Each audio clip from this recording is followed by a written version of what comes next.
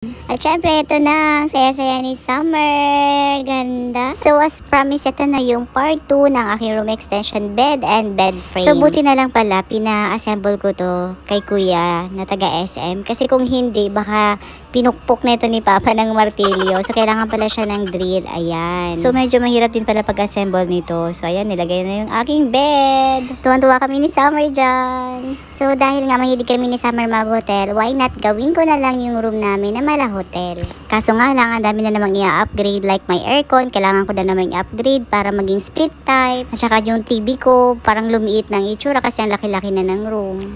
Basta as of now, masaya na ako dito. Thank you so much, Mama, sa pagpapaaral sa amin. Kasi kung hindi mo kami pinag-aral, hindi ko to makakamit na comforter na hindi naman talaga magagamit dahil sobrang init dito sa kwarto.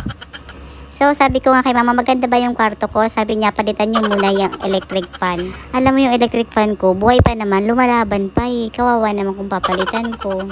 Good morning! Good morning, 6 o'clock na. How's your sleep?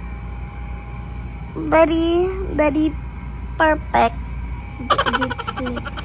So, yun na nga, deep sleep kami masyado ni Summer. Late na kami nagising. So, ang sarap matulog guys dito sa bed na to. At syempre, mas masarap pag ganito ang view. So, that's it for today's video guys. Update ko naman kayo pag meron na akong built-in cabinet. I'll see you guys next time. Mwah!